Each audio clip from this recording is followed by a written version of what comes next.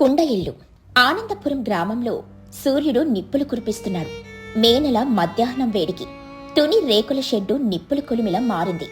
పొలం నుండి వచ్చిన తుని ఆ వేడికి ఊపిరాడక గడప దగ్గరే కుప్పకూలిపోయింది. ఆమె కళ్ళ నుండి కన్నీళ్లు కారుతున్నా అవి కూడా ఆ వేడికి వెంటనే ఆవిరైపోతున్నాయి. తమ పేదరికం సూర్యుడి ఎండకన్నా భయంకరంగా ఆమెను దహిస్తోంది. దేవుడా, ఏ పాపం చేశామని మాకీ శిక్ష? ఆకలిని భరించగలం కాని ఈ బ్రతికుండగాని మాంసాన్ని ఉడకపెట్టే నరకాన్ని భరించడం మా వల్ల కావడం లేదు. నా బిడ్డ బుజ్జి పగలు రాత్రి కష్టపడుతోంది. కనీసం దానికి ఒక గ్లాస్ చల్లని నీళ్లు, ఒక పూట ప్రశాంతమైన నీడ ఇవ్వలేని దౌర్భాగ్యురాలి నేను. బుజ్జి తన పాత సైకిల్ మీద చెమటలు కక్కుతూ ఇంటికొచ్చింది. అమ్మా, నా చదువు, నా తెలివి నీకొక్క పూట చల్లదనాన్ని ఇవ్వలేకపోతే నాకు ఈ బతుకెందుకమ్మా? బుజ్జి, ఈ దరిద్రం మనల్ని వదిలేలా లేదు తల్లి. పక్కనే ఉన్న ఆ బంగ్లాలో కుక్కలు కూడా ఏసీలో నిద్రపోతున్నాయి. మనం మాత్రం ఈ నరకంలో మగ్గిపోతున్నాం. నా అంత్యక్రియలు కూడా ఈ రేకుల కింద జరిగిపోతాయేమోనని భయంగా ఉంది. కనీసం చనిపోయినప్పుడైనా నా శరీరం మీద ఈ వేడి రేకులు కాకుండా చల్లటి మట్టుండాలి తల్లి. అది నా ఆఖరి కోరిక. బుజ్జి తన తల్లికి తాగించడానికి కుండలో మిగిలిన అడుగున ఉన్న కొద్దిపాటి వేడి నీళ్లు తేవడానికని బయటకొచ్చింది. అప్పుడే పక్కనే ఉన్న బంగ్లా బాల్కనీలో నుండి చుచ్చు, ఆమె ఆస్థాన విద్యాంసురాలు కుహు ఐస్ ముక్కలు వేసిన కూల్ డ్రింక్ గ్లాసులు పట్టుకుని వికటంగా నవ్వుతూ కనిపించారు. ఏయ్ బుజ్జి, ఏంటి అప్పుడే నీ లగ్జరీ కార్ దిగావా? అదేలే ఆ తుప్పు పట్టిన సైకిల్. ఏంటి ఈ మధ్య ఉద్యోగం చాలా గట్టిగా చేస్తున్నట్టున్నావు?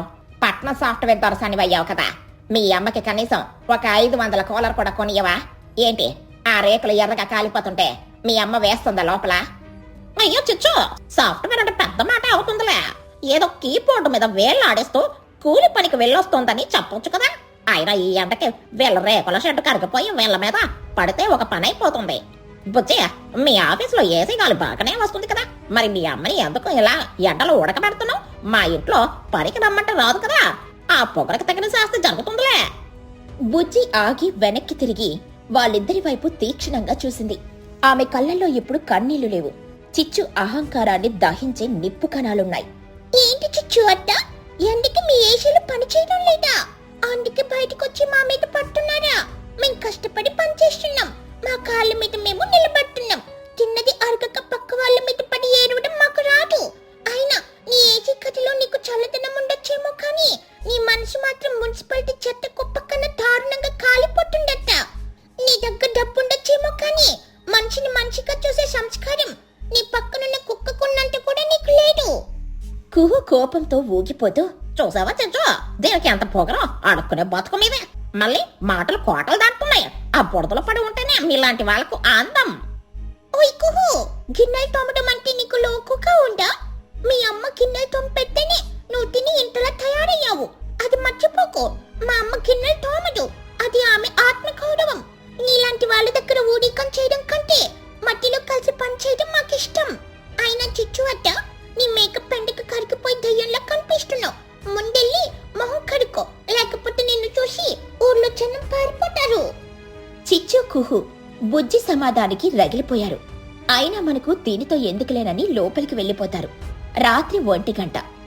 రేకులు పగలు పీల్చుకున్న వేడిని రాత్రి వదులుతుంటే లోపల గాలి బగబగలాడుతోంది. తుని శ్వాస తీసుకోవడానికి ఇబ్బంది పడుతూ బయట అరుగు మీద కూర్చుంది. అడుగు తీసి అడుగు వేయడానికి కూడా సత్తువలేదు. ఆమె వెన్నెముక ఎండ దెబ్బకు నొప్పులు పుడుతోంది. చుట్టూ ఉన్న చీకటిలో ఆ రేకుల షెడ్డు ఒక కాలుతున్న శవంలా కనిపిస్తోంది. బుజ్జి, ఈ రాత్రి కూడా గడిచేలా లేదు తల్లి. గాలి నిప్పు కణాల్లో తగులుతోంది. నా వల్లు వాచిపోయింది. కనీసం తాగడానికి చల్లని నీళ్లు కూడా లేవు. మన పేదరికం మనల్ని బతికుండగానే సమాధి చేస్తుంది. రేపొద్దున నేను లేవకపోతే నన్ను రేకుల కింద కాకుండా ఆ చెరువు కట్టిన ఉన్న చెట్టు నీడన పాతి పెట్టమ్మా. కనీసం చనిపోయాకైనా నాకు కొంచెం చల్లదనం కావాలి. ఈ ఏసీల శబ్దాలు నా గుండెల్లో బాణాల్లో గుచ్చుకుంటున్నాయి తల్లి. మనం ఏ లోకానికి పనికిరాని వస్తువుల్లా తయారయ్యాం కదా. ఆకాశంలో చందమామ కూడా మనల్ని చూసి నవ్వుతున్నట్లుంది. బుజ్జి తల్లిని హత్తుకుని వెక్కి వెక్కి ఏడ్చింది. ఆ కన్నీళ్లు కూడా తల్లి కూతుళ్ళ నిస్సహాయతను తడిపేస్తున్నాయి. అలా మాట్లాడుకు. నీ కష్టాన్ని నేను చూస్తూ ఊరుకోను. ఆ చిచ్చు అత్త మాటలు నా గుండెల్లో మంటలా మారాయి. మనం పేదవాళ్ళమే కావచ్చు కానీ మనకి తెలివి ఉంది. రేపటి నుండి నిన్ను నేను చల్లగా చూసుకుంటాను. ఆ దేవుడు మనల్ని చూడకపోయినా నా చదువు మనల్ని కాపాడుతుంది. నా ప్రాణం పోయినా సరే నీకొక చల్లని కూడు ఇస్తానమ్మా. ఆ చిచ్చు అత్త ఏసీ పిల్లు కట్టలేక ఏడ్చే రోజు చూపిస్తాను. మరుసటి రోజు బుజ్జి తన ఆఫీసు ఉద్యోగానికి సెలవు పెట్టి బురదలో దిగింది. తన సున్నితమైన చేతులు బురదలో ఉన్నా మనసు మాత్రం తన తల్లికి ఇచ్చే చల్లని స్వర్గం మీద ఉంది. చెమటలు కారుతున్నా పట్టించుకోకుండా, ఎండలో మాడిపోతున్నా లెక్క చేయకుండా మట్టితో కుస్తీ పట్టింది. తన పేదరికాన్ని తన ఆయుధంగా మార్చుకుంది. చిచ్చు బయట నుండి కేకలేస్తూ, ఏంటే బుజ్జే, సాఫ్ట్వేర్ ఉద్యోగం పీకేశారా ఏంటి? లేక రోడ్డు మీద కొండలు అమ్ముకోవాలని ట్రైనింగ్ తీసుకుంటున్నావా? నాకు తెలుసులే నీ బతుకు ఎప్పటికైనా ఈ బురదలోనేనని. ఏంటి ఆ ముద్దులేంటి, ఆ పిచ్చి పనులేంటి? చూస్తుంటే మీ అమ్మలాగే నువ్వు కూడా మట్టిలోనే కలిసిపోయేలా ఉన్నావే. చూడు చిచ్చు అత్త, నేను కుండలు అమ్ముతున్నానో లేక నీ అహంకారాన్ని అమ్ముతున్నానో నీకే తెలుస్తుంది. నా పనిలో వేలు పెట్టకుండా నీ ఏజీ గదిలోకి వెళ్ళి కక్కు, లేకపోతే ఈ ఎండకి నీ బ్రెయిన్ కూడా మెల్ట్ అయిపోతుంది. ఆయన బురదలో పని చేయడం అంటే అది ఒక ఆర్ట్ అత్త. నీ కేవలం షాపింగ్ మాల్స్ లో బేరాలాడటం మాత్రమే తెలుసు. ఈ మట్టికున్న విలువ నీ బంగారానికి లేదత్త. నువ్వు డబ్బుతో చల్లదనాన్ని కొంటే నేను నా కష్టంతో ఆ చల్లదనాన్ని సృష్టిస్తాను. బుజ్జి పగలు రాత్రి కష్టపడి తన చెమటను మట్టిలో కలిపి ఒక అద్భుతమైన కుండ ఇంటిని నిర్మించింది. చివరకు ఆ ఇల్లు సిద్ధమైంది. బుజ్జి దాని చుట్టూ తడిగడ్డిని, పచ్చని మొక్కలను అల్లింది. పైనుండి నీళ్లు చుక్కలు చుక్కలుగా పడేలా ఏర్పాటు చేసి తుని లోపలికెళ్ళింది. వెళ్ళగానే ఆమె కళ్ళలో ఆనంద బాష్పాలు రాలే. ఇన్నాళ్ళు అనుభవించిన నరకయాతన ఒక్కసారిగా మాయమైనట్టు అనిపించింది. ఆ కుండ ఇల్లు ఒక ఆర్ట్ గ్యాలరీలా మెరిసిపోతుంది. బుజ్జి, ఎంత చల్లగా ఉంది తల్లి. ఇన్నాళ్ళు ఈ నరకంలో ఊడికిపోయాను. ఈరోజు స్వర్గంలో ఉన్నట్టుంది. నా బిడ్డ నా కోసం ఒక అద్భుతాన్ని సృష్టించింది. ఈ మట్టిల్లు నా ప్రాణం కాపాడింది తల్లి. నీ చదువు మన జీవితాన్ని మార్చేసింది. ఆ చిచ్చు బంగ్లా కన్నా ఇదే నాకు గొప్ప రాజభవనం తల్లి. ఈ చల్లదనం నీ కష్టానికి దొరికిన ఫలితం. బయటున్న చోటు ఆమె కొడుకు బన్ను కూడా లోపలికొచ్చి చూశారు. బన్ను అయితే గంతులేశాడు. అక్క, ఇది సూపర్. మా ఇంట్లో ఏసీ ఉన్నా ఇంత ప్రశాంతంగా లేదు. నాకు కూడా ఒక గది ఇవ్వక్క. ఆ రోజు రాత్రి ఎండలకు ట్రాన్స్ఫార్మర్ పేలిపోయింది. ఊరంతా కరెంటు పోయింది. బంగ్లాలో ఉన్న చిచ్చు కుహు ఉక్కిరిబిక్కిరైపోయారు. ఏసీ లేకపోవడంతో వాళ్ళకి ఊపిరాడడం లేదు. చెమటలు కక్కి బంగ్లా బయటకొచ్చి రోడ్డు మీద వెర్రివాళ్లలా తిరుగుతున్నారు. గాలి కోసం అలమటిస్తున్నారు. అమ్మా, చస్తున్నాం, గాలి లేదు. నా పట్టు చీరల శరీరానికి అంటుకుంటున్నాయి. నా మేకప్ మొత్తం కారిపోయి దయ్యంలా కనిపిస్తున్నాను. ఏమైందా కరెంటు వాళ్ళకి? డబ్బున్నా కూడా ఈ ఎండ నుండి తప్పించుకోలేమా? ఈ వేడికి నా ప్రాణం పొయ్యేలా ఉంది. అవును చిచ్చు, మన ఏసులు పని చేయకపోతే మనం గాలి లేని చేపల్లా కొట్టుకుంటాం. చీ, ఏంటి ఊరి దరిద్రం? నా విసనకర్ర ఎక్కడా? అప్పుడే వాళ్ళకి బుజ్జి కుండ ఇల్లు కనిపించింది. తుని పుచ్చి హాయిగా ఆ మట్టి కుండ లోపల ప్రశాంతంగా గురక పెట్టి నిద్రపోతున్నారు. ఆ చల్లదనం చూసి చిచ్చుకి తన నిస్సహాయత మీద కోపం వచ్చింది. బన్ను బయట నుండి వెటకారంగా, ఏమైంది చిచ్చు అత్త? ఏసీ ఆకుపోతే నీ బ్రతికింతేనా? మా బుజ్జి అక్క చూసావా, రూపాయి ఖర్చు లేకుండా అంత చల్లగా ఉందో. నువ్వు 10,000 బిల్లు కట్టినా ఈ రాత్రి రోడ్డు మీద పడుకున్నావు. మా తుని ఆంటీ మాత్రం ఏ ఖర్చు లేకుండా రాజకుమార్లో నిద్రపోతుంది. డబ్బు కంటే తెలివి గొప్పదని ఇప్పటికైనా అర్థమైందా అత్త? కావాలంటే ఆ అరుగు మీద కూర్చొని చల్లటి గాలి కొంచెం అప్పు తీసుకో. మీ అహంకారం ఆ పాత ఏసీతో పాటే ఆగిపోయింది చూడు. చిచ్చు తలదించుకుంది. తుని పడిన ప్రతి కన్నీటి చుక్కకు కాలం ఈ రూపంలో సమాధానమిచ్చింది. మరుసటి రోజు ఉదయం చిచ్చు కుహు అవమానంతో నిద్రలేని కళ్ళతో బుజ్జి దగ్గరకొచ్చారు. ఊరి జనమందరూ అక్కడే ఉన్నారు. ఏదో ఒక్క రాత్రి నిద్రపోయావు బుజ్జి, అంత మాత్రాన ఏదో సైంటిస్ట్ల ఫీల్ అవ్వకు. నీ బతుకు ఎప్పుడూ ఈ బురదలోనే ఉంటుంది. బుజ్జి మెల్లగా బయటికొచ్చి నడుం మీద చేతులు పెట్టుకుని స్టైల్గా నిలబడింది. చూడు చిచ్చు అట్ట, తప్పుందని విరవేగకు. ఉన్న దాంట్లో గౌరవంగా ఎలా బతకాలో నా దగ్గర ట్యూషన్ తీసుకో. నువ్వు ఏసీ గదిలో ఉండి కూడా నిన్న రాత్రి రోడ్డు మీద కుక్కలా తిరిగావు. నేను పేదరాలని కావచ్చు, కానీ నా చదువు నాకు దారి చూపిస్తుంది. మా అమ్మ కూలి పని చేస్తుందని హేళన చేశావు కదా. ఈ రోజు చూడు, ఈ చుట్టుపక్కల 5 ఊర్ల వాళ్ళు వచ్చి నాకు అడ్వాన్స్లు ఇస్తున్నారు. ఇలాంటి కుండ ఇల్లు మాకు కూడా కట్టించి పెట్టమని కోరుతున్నారు. ఇప్పుడు చెప్పు, నీ బంగ్లాలో అద్దెకుండమంటావా లేక నా కుండ ఇల్లు కట్టమంటావా? జనం చప్పట్లు కొట్టారు. బుజ్జి మాటలు పదునైన బాణాల్లా చిచ్చుకి తగిలాయి. డబ్బు ఈ రోజు నీ దగ్గరుంటుంది, రేపు నా దగ్గరుండొచ్చు. డబ్బు అవసరమే కానీ డబ్బు బలుపు తలకెక్క కొట్టు. ఎదుటి మనిషిని మంచిగా గౌరవించడం నేర్చుకో. నీ బంగ్లా కన్నా నా మట్టి కుండ ఈ రోజు విలువైందని నిరూపించాను. ఇకపై మా అమ్మని కానీ నా సైకిల్ ని కానీ అంటే నీ ఏసీలో ఐస్ కట్టేలా చేస్తా. జాగ్రత్త.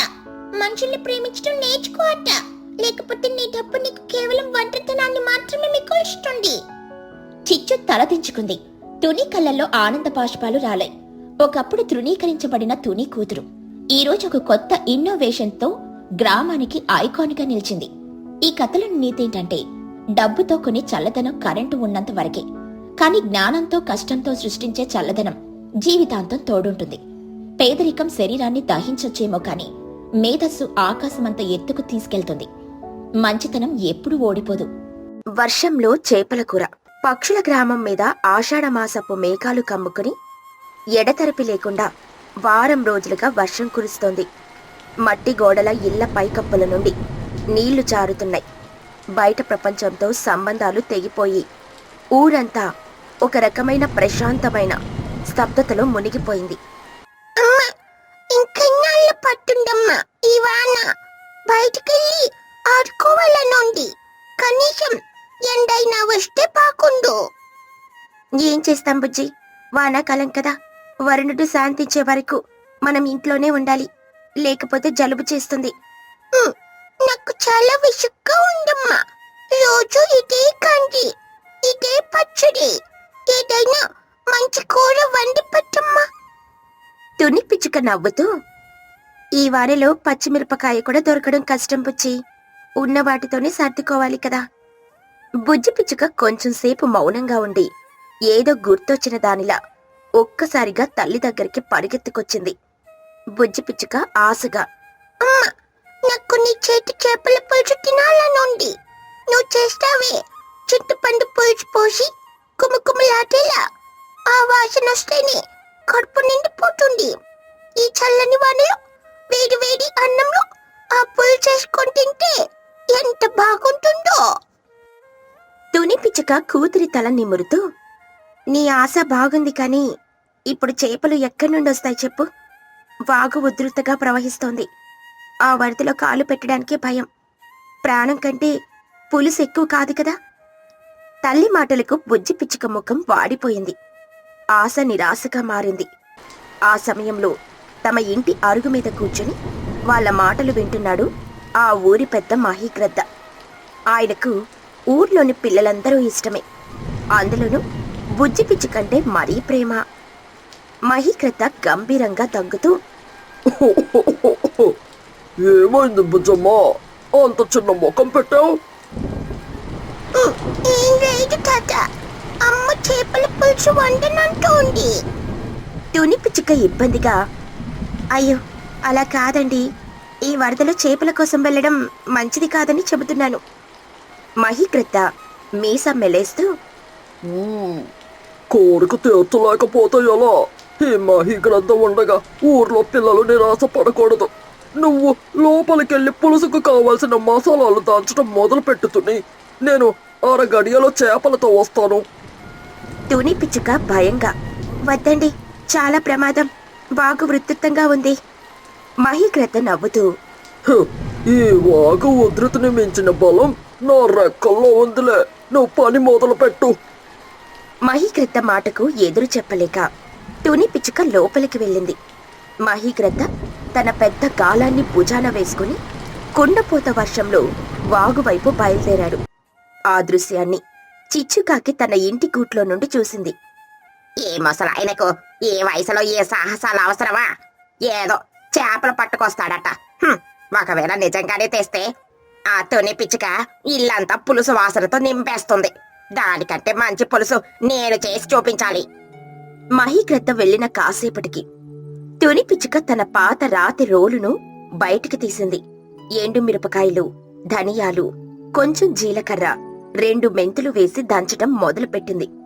ఆ కమ్మటి వాసన ఇల్లంతా నిండుతోంది. బుచ్చి, మన ఇంట్లో చింతపండు అయిపోయినట్టుంది. ఒక చిన్న గిన్నె తీసుకుని చోటు అత్త దుకాణానికి వెళ్లి కొంచెం చింతపండు, బెల్లం ముక్క తీసుకురమ్మా. ఇప్పుడే వెళ్ళి వస్తానమ్మా. బుజ్జి పిచ్చుక ఒక తాటాకు గొడుగును తల మీద పెట్టుకుని గిన్నె పట్టుకొని చోటు చిలుక అంగడికి బయలుదేరింది. సరిగ్గా అరగడియ గడిచింది. మహీగ్రద్ద మాట నిలబెట్టుకున్నాడు. తన గాలానికి చిక్కిన పెద్ద కొరమీన చేపను గర్వంగా పట్టుకొచ్చాడు. అది చూసిన ఊరి పక్షులన్నీ ఆశ్చర్యపోయాయి. మహీగ్రద్ద నవ్వుతూ, చూసావా తుని, చెప్పానా లేదా? మహీగ్రద్ద ఆ చేపను శుభ్రం చేసి ముక్కలుగా కోసి ఊర్లోని 4 ఇళ్లకు పంచాడు. అందులో పెద్ద ముక్కను తుని పిచ్చుకకిచ్చాడు. చాలా కృతజ్ఞతలండి, మీ వల్లే నా కూతురి కోరిక తీరబోతుంది. తుని పిచ్చుక ఆ చేప ముక్కలను పసుపు, ఉప్పు రాసి పక్కన పెట్టింది. బుజ్జి పిచ్చుక తెచ్చిన చింతపండును నానబెట్టింది. కట్టెల పొయ్యి రాజేసి మట్టి కుండను దానిమీద పెట్టింది. ఆ వాసనకి సగం ఆకలి వేసేలా ఉంది. చిచ్చుకాకి తన ఇంట్లో నుండి అసూయగా తుని పిచ్చుక వంటను గమనిస్తోంది. తనక్కూడా చేప ముక్క దొరికింది. కాని తుని పిచ్చుక చేస్తున్నంత శ్రద్ధగా, పద్ధతిగా చెయ్యడం దానికి రాదు. కాని తుని పిచ్చుక ఒక్కొక్క చేప ముక్కను జాగ్రత్తగా అందులో వదిలింది. కుండ మీద మూత పెట్టి చిన్న మంట మీద పులుసును ఉడకనిచ్చింది. కొద్దిసేపటికి ఆ చేపల పులుసు సువాసన గాలిలో కలిసి ఆ వీధంతా వ్యాపించింది. ఆ వాసన పీలుస్తున్న బుజ్జి పిచ్చుకకు నోట్లో నీళ్లూరుతున్నాయి.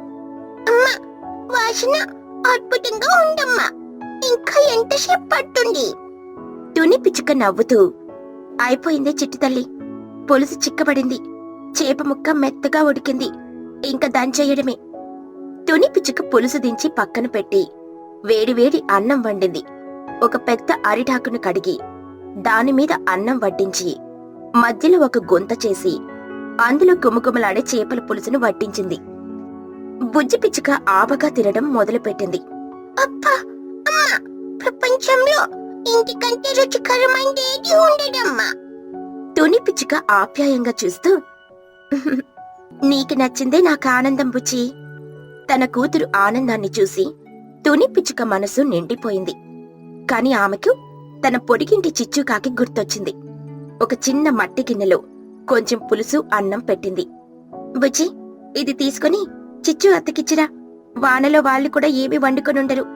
పంచుకుంటేనే ఏ రుచైనా పెరుగుతుంది. బుజ్జి పిచ్చుక ఆ గిన్నెను తీసుకుని చిచ్చుకాకి ఇంటికి. తుని పిచ్చుక చూపిన ప్రేమకు దాని మనసు కరిగిపోయింది. ఆ పులుసు రుచి చూసి తుని పిచ్చుక వంటను, దాని మంచి మనసును మెచ్చుకోకుండా ఉండలేకపోయింది. ఆ రోజు కుండపోత వర్షం కింద పక్షుల గ్రామంలోని ప్రతి ఇల్లు చేపల పులుసు వాసనతో నిండిపోయింది. కడుపు నిండిన సంతోషం కన్నా పంచుకోవడంలో ఉన్న ఆనందం గొప్పదని ఆ ఊరి పక్షులు మరోసారి తెలుసుకున్నాయి. ఇక మరుసటి రోజు ఉదయం ఆకాశం నిర్మలంగా మారింది. వారం రోజుల తర్వాత సూర్యుడు తన బంగారు కిరణాలను పక్షుల గ్రామంపై ప్రసరింపచేశాడు. పక్షులన్నీ తమ ఇళ్లలో నుండి బయటకొచ్చి వంటికి ఎండ తగిలించుకుంటూ ఆనందంగా కిలకిలమన్నాయి. కాని ఆ ఆనందం ఎక్కువసేపు నిలవలేదు. అయ్యో, నా బతుకు బజారున పడింది. నా ధాన్యం బస్తాలన్నీ తడిసి ముద్దయ్యాయి. పైకప్పు నుండి జారిన నీటికి కొన్ని బస్తాలు మొలకెత్తాయి కూడా. నేనింక వ్యాపారం ఎలా చేసేది? ఆ ఏడుపు విని పక్షులన్నీ అక్కడికి గుమ్ముకూడాయి. ఎడతెరిపి లేని వానకు ఇళ్లలోని చాలా మంది సరుకులు, ముఖ్యంగా ధాన్యం, తేమకు పాడైపోయాయి. చోటు చిలుక అంగడిలో పరిస్థితి మరీ దారుణంగా ఉంది. నిన్నటి చేపల పులుసు సంతోషం మాయమైపోయి ఊరంతా ఆందోళన నెలకొంది. చిచ్చుకాకి రాత్రి తిన్న పులుసు రుచి ఇంకా గుర్తుంది. తుని పిచ్చుక చూపిన ప్రేమ తనలో ఏదో మార్పుని తెచ్చింది. చోటు చిలుక బాధను చూసి తన మనసులో జాలి కలిగింది. అది వెంటనే తుని పిచ్చుక ఇంటివైపు నడిచింది. తుని, చూసావా చోటు ఎంతలా ఏడుస్తుందో? ఊర్లో చాలా మంది ఇళ్లలో తినడానికి గింజలు కూడా లేవంట. తుని పిచ్చుక గంభీరంగా, అవును చిచ్చు, విన్నాను. ఆపదొచ్చినప్పుడే మనమంతా ఒకటేనని నిరూపించుకోవాలి. పద, ఏదో ఒక దారి వెతుకుదాం. తుని పిచ్చుక, చిచ్చుకాకి ఇద్దరూ కలిసి ఊరంతా తిరిగారు. కొందరి ఇళ్లలో కొద్దిపాటి ధాన్యం మిగిలుంది. ఇంకొందరి దగ్గర కూరగాయలున్నాయి. కాని అవన్నీ ఊరందరి ఆకలి తీర్చడానికి సరిపోవు. మన ఊరి చివర కొండ అంచున ఉండే లూసి పౌరం ఇల్లు కొంచెం ఎత్తులో ఉంది కదా. తన ధాన్యపు గాదికు ఏమీ అయ్యుండదు. తనని అడిగి చూద్దాం. చిచ్చుకాకి సందేహంగా, అది ఇస్తుందంటావా? అది కొంచెం గర్విష్టి కదా, తనది తనకే అంటుంది. అయినా మరో దారి లేక ఇద్దరూ లూసి పౌరం ఇంటికి వెళ్లారు. వాళ్ళు ఊహించినట్లే లూసీ పావురం ధాన్యపు గాదె నిండుగా ఉంది. లూసీ, ఊరంతా ఆకలితో ఉంది. నీ దగ్గరున్న ధాన్యంలో కొంచెం ఇస్తే అందరం కలిసి వండుకుని తింటాం. లూసీ పావురం ముఖం చిట్లించి, నా ధాన్యం నా కుటుంబం కోసం దాచుకున్నాను. ఊరందరికీ పంచి పెడితే రేపు నా పిల్లలకు నేనేం పెట్టాలి? ఎవరి కష్టం వాళ్ళది, నేనివ్వను. లూసీ పావురం మాటలకు తుని, చిచ్చు ఇద్దరూ నిరాశగా వెనుతిరిగారు. ఈ విషయం మహీగ్రద్దకు తెలిసింది. ఆయన తన పెద్ద కర్రను పట్టుకుని నేరుగా లూసీ పావురం ఇంటికి వెళ్లాడు. మహీగ్రద్ద గంభీరంగా, ఓ లూసీ, ఒక్క పుల్లను విరవడం తేలిక. అదే 10 పుల్లను కలిపి కట్టు కడితే విరవడం ఎవరి తరమూ కాదు. ఇప్పుడు ఊరంతా ఒక కట్టలా ఉండాలి. నువ్వు ఒక్కదానివే విడిగా ఉంటే రేపు నీకు ఆపదొస్తే ఎవరు ఆదుకుంటారు? 10 మందికి పెట్టింది పరమాత్మకు పెట్టినట్టే. నీ ధాన్యం ఊరికివ్వు, ఊరి దీవెనలు నువ్వు తీసుకో. మహీగ్రద్ద మాటలు లూసీ పావురం మనసును తాకాయి. తన తప్పును తెలుసుకుంది.